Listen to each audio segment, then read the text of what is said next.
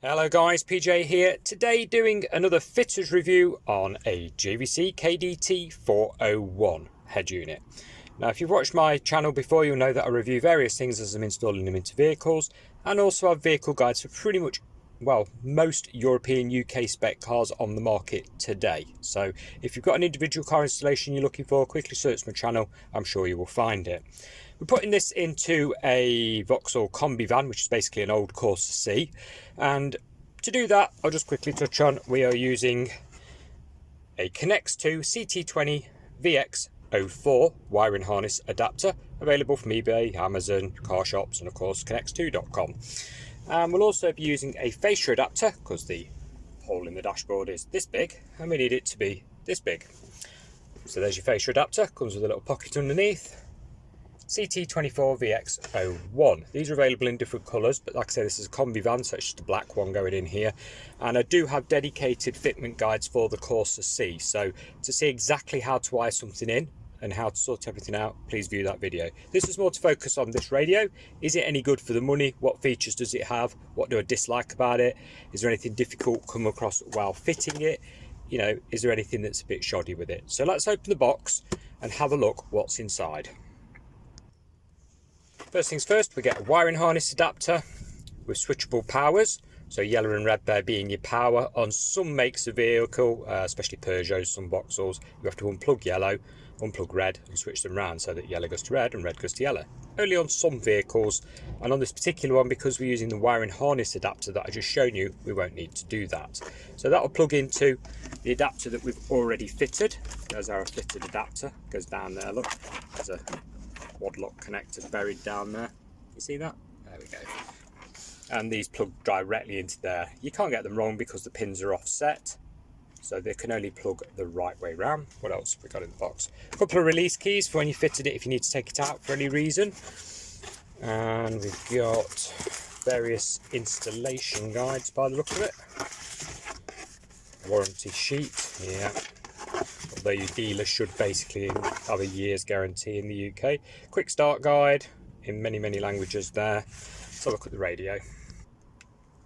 Radio comes well packed. It was foam padded each side. It was in a clear protective bag. It's also got sticky front here to stop the front getting scratched. The only thing I will pick up on is the box didn't have a void if opened seal, so you never know if this is like a return for some reason, etc. You know, because normally if they've got two stickers over them, you know they've been returned and they've come back for some reason. You don't really want that. You want a brand new fresh one. So it's hard to tell. This at first glance did look like a brand new one. The wrapper was still very neat. Specification wise, we're pretty good here, guys. We've got variable colour for the front. A lot of Volkswagens, for example, use blue dashboard lighting, so you'll be able to match that up with your radio. Music playback for Android. Now that's good and bad because it does not support iPhone then in that case, because otherwise it'd say it'd be plastered all over it. So it's MP3, WMA, which is your Windows and standard feature there, WAV and FLAC. Okay, so we've got no AAC, no iPhone music playback. Oh well. We have a separate auxiliary and USB, we'll take a look at those in a minute, and EQ presets. So let's have a look. EQ presets, we've got a list here. We've got hard rock, which would be like heavy bass, hip hop, jazz, pop, etc. And a few others here that we can choose from. It's got auto dimming, so in other words, at night time you can make it dimmer so it's not as bright as it clearly shows you there. There's your playback list. Definitely doesn't cover iPhone at all. Okay, so it does read memory cards for your music, so you can put music on your memory card. The unit itself, peel the front off. The cage isn't sharp. Some cheaper brands have sharp edges, so when you're fitting them you have to wear gloves, otherwise you cut your hand. This isn't too bad, should be okay to fit this. Got to slide the cage off, put the fascia in and pop that in. So let's plug it in. Fascia in. On these particular ones you have to give them a good whack on one side because they're quite tight, you know, they're on plastic lugs. And then we're on a wiring harness here. Like I say, they're offset pins, look, so you can't get it the wrong way around. Just push them in until they click. And then we can feed that back through, pop our cage in. Like I say though, please refer to the full-on wiring harness fitment guide for the vehicle. Not going to do that with one hand, am I? Let me just hold that a minute.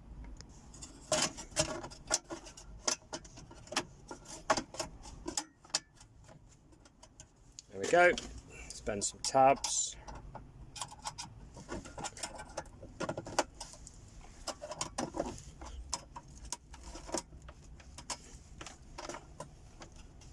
sure it's in nice and firm, guys, because it's pothole, you don't want it jumping around everywhere. And we know how good our roads are, so there we go, lovely job. Right, you've got an extra wire on here for, it says steering wheel remote control. If you have steering control buttons on your steering wheel, there is an interface you can order and it will connect to this wire. Obviously this, as being a van, doesn't have that, but they're available eBay, Amazon, again very easy to get hold of, not very expensive. So let's plug the actual radio in, let's have a look at the back of it. So the rear of the radio, looking at it upside down, we have 2 pre-outs which could theoretically run an amplifier, aerial socket here, pre-outs here, and then of course your main power block here that we're just going to plug in and click. Let's peel the front off it and have a look. All plugged in, ready to go. We can now loosely fit that in there. We're not going to click it all the way back just yet until we've tested it. Of course, tuck your wires right down the back out the way behind the heater controls here so nothing catches as you put it in. You want it to slide in nice and easily. Let's power it up and see what it's all about. Ignition on. Cancel demo, press enter. Okay.